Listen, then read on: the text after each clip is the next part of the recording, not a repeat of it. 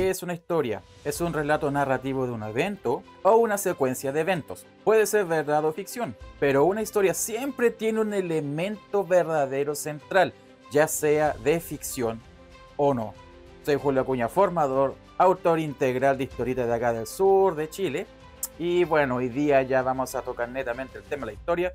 Y como es denso, vamos de inmediato nomás.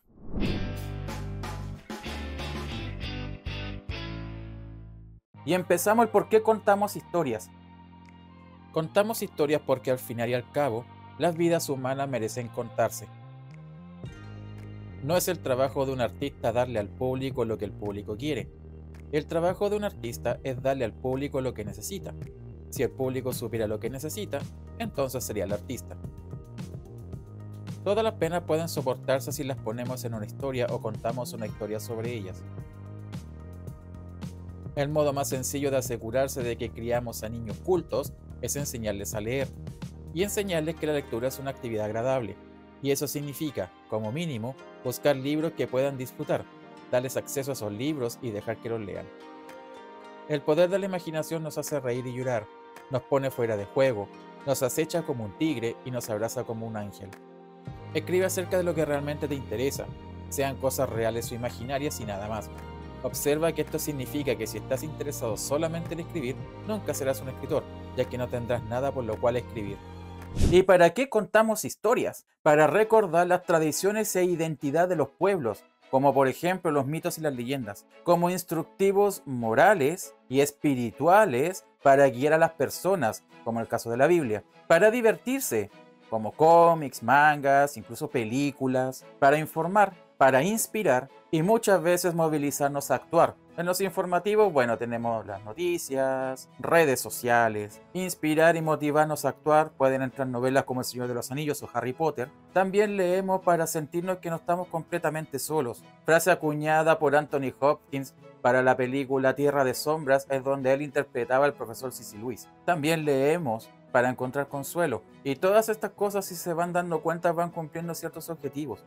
Y de ahí también, según las últimas dos, se da también por hecho que los lectores, ya sean de libros, cómics o mangas, tiendan a ser personas un poco más solitarias, porque encuentran un mundo y un consuelo, desafíos y nuevas experiencias leyendo. Pero la pregunta que resalta sobre todo esto es, ¿qué es una buena historia? Y aquí nos metemos en un problema, porque subjetivamente no sabríamos decir qué es lo que es. Tenemos gente que hay ciertas historias de lo que sea, nuevamente mangas, cómics, películas, libros, que las encuentran las grandes maravillas, pero por otro lado tenemos otro sector que encuentran que son las grandes porquerías. Entonces, ¿cómo definimos una buena historia? Bueno, lo podríamos definir técnicamente tal vez, moralmente, o no sé, por tendencia y por modas, o por su profundidad.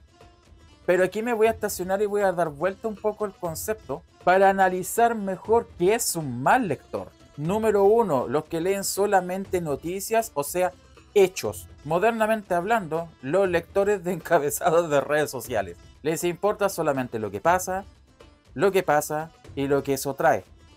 Eso alimenta en ellos de que todo tenga una explicación lógica, porque un hecho lleva a otro. Por lo tanto, este tipo de personas les cuesta mucho tomar algo narrativo, leerlo, sustraer lo mejor de eso y poder hacer un análisis completo.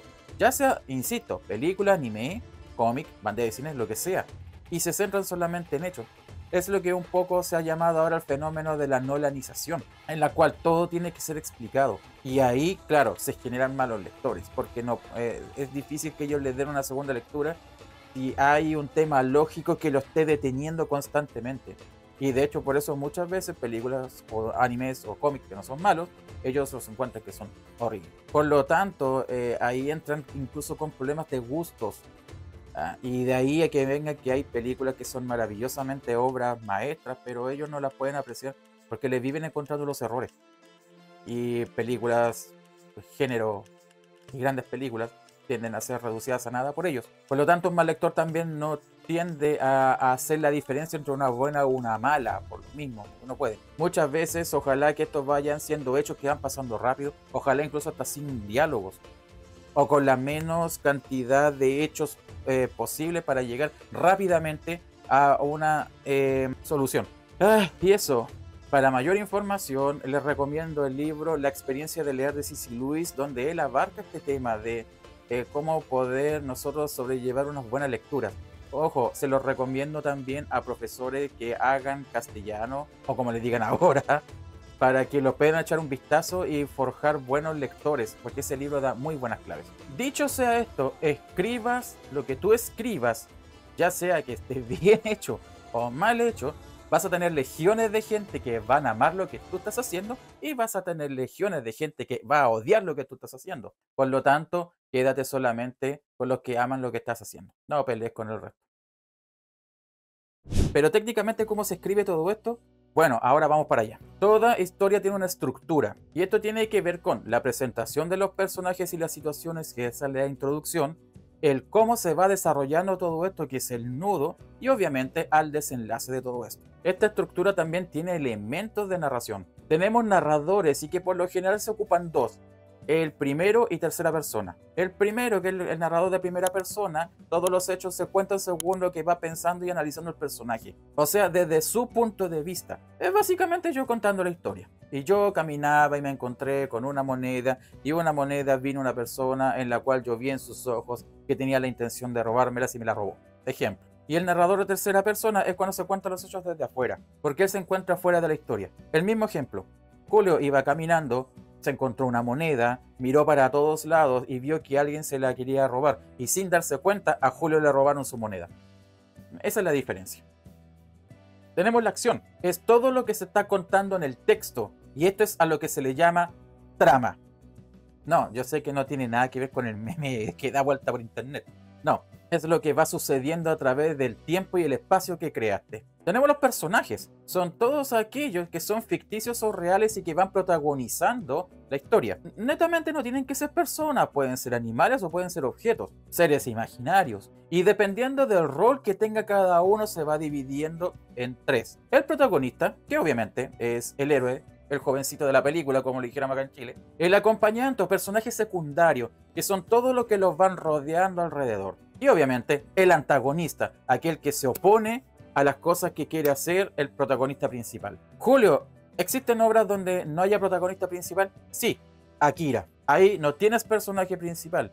Todos van tomando ciertas partes de la historia y las van desarrollando hasta que llega a su apoteósico final. Otro elemento es el espacio. Es el sitio donde se desarrollan los hechos. Puede tratarse de lugares reales o imaginarios. Y eso yo te lo explicaba en el video de cómo crear un mundo coherente para tu historia. Y está el último elemento, que es el tiempo. Y es en dónde se moverá tu historia. ¿En el pasado, el presente o el futuro? Puede ser una realidad alternativa, como las famosamente llamadas ucronías, donde se mueven aspectos como el steampunk, por ejemplo, o el cyberpunk futuro. También. Dentro de eso tenemos el tiempo referencial histórico, es donde tú determinas dónde funciona tu relato, y el tiempo de discurso, que es la hora en donde tú determinas cómo vas a narrar esto. Porque tú puedes empezar narrando tu historia comenzando por el final, en la mitad o en el principio. Eso lo decides tú. O puedes empezarla en el pasado del personaje o en su futuro. Dependerá de lo que tú tengas en la cabeza para poder escribir.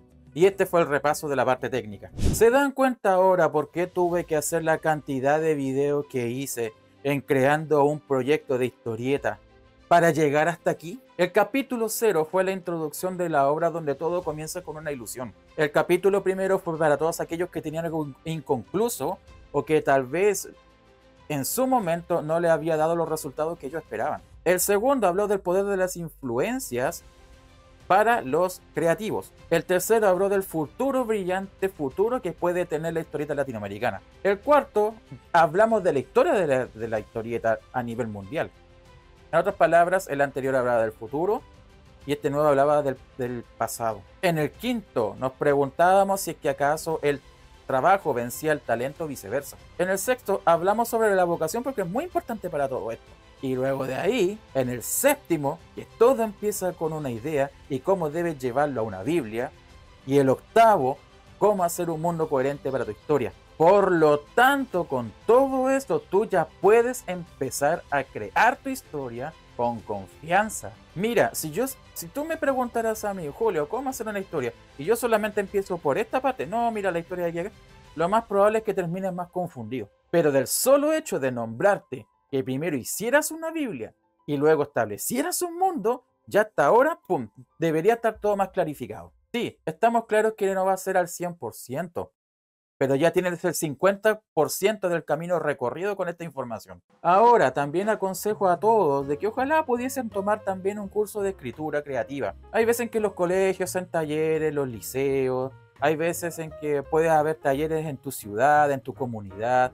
Deberías aprovechar de tomarlo, porque quién sabe, a lo mejor entras porque quieres aprender a escribir buenos cómics o mangas y no sé, terminas siendo un novelista, que tampoco es malo. Así que yo creo que podrías aprovechar la oportunidad y expandir tu talento hasta donde tú puedas llegar. Y no solamente quedarte encerrado en esto. Porque si tú puedes hacer madurar tu talento y expandirlo a todo lo que tú puedas hacer, créeme, va a valer mejor la pena hacer eso que haberte quedado estancado con una sola cosa. Y señores y señoras, siguiente video, el camino del héroe según el Señor de los Anillos. Y como siempre, si te gustó este tipo de material, like, suscripción, compartir, comentar y nos estaríamos viendo en el próximo video. Gracias por todo, camionada de bendiciones, chao, chao.